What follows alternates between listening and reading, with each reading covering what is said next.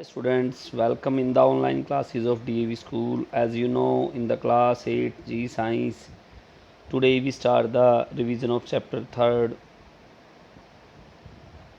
In the revision of this chapter, we start from the keywords. Our first keyword is alloy. A homogeneous mixture of two or more metals or a metal and a non-metal. एक homogeneous mixture दो या दो से ज़्यादा metals का या एक metal और एक नॉन मेटल का जो मिक्सचर है वो क्या कहलाता है? Alloy. Conductivity, the ability of a material to transfer heat energy.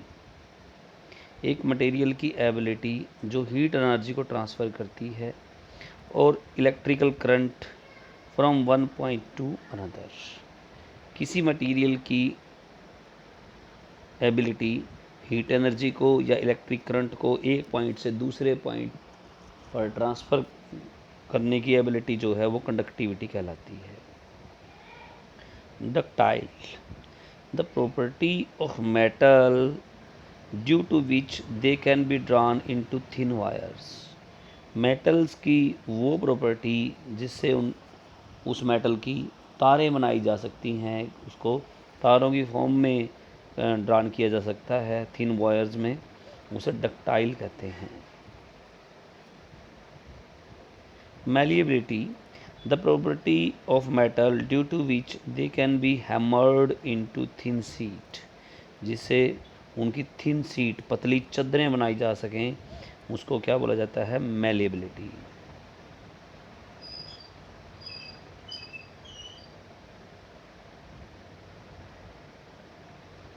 Next, metalloid, elements which show some property of metal as well as non metals. Elements जो शो करता है कुछ प्रॉपर्टीज़ की, प्रॉपर्टीज़ मेटल्स की और नॉन मेटल्स की, उसको metalloid कहा जाता है. Metallurgy, the sequence of processes use to extract a metal from its ore in its pure form.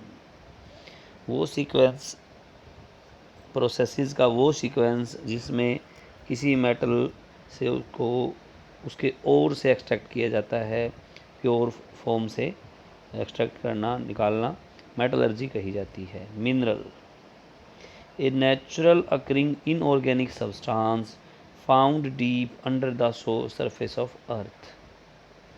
Minerals क्या होते हैं? नेचुरली अकरिंग जो प्राकृतिक रूप से इनऑर्गेनिक सब्सटेंस जो हैं पृथ्वी की अंदर गहरी सतह के अंदर पाए जाते हैं, उनको मिनरल कहा जाता है. Noble metals, those metals which are least reactive and so are not chemically affected by substances around them. वो मेटल जो क्या हों? लीस्ट रिएक्टिव हों, कम रिएक्टिव हों. So are not chemically affected by the substance around them. उनके चारों ओर जो सब्सटेंस है उनके द्वारा केमिकली अफेक्टेड नहीं होते, उनको नोबल मेटल्स कहा जाता है.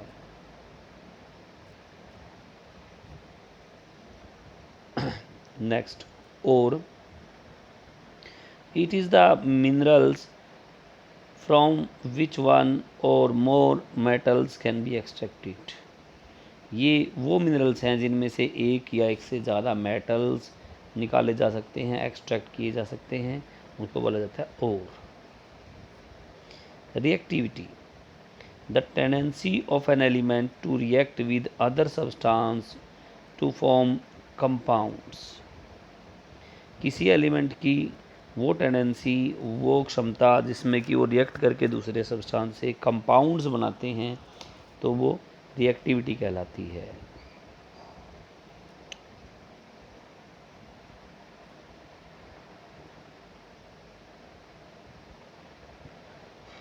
Next is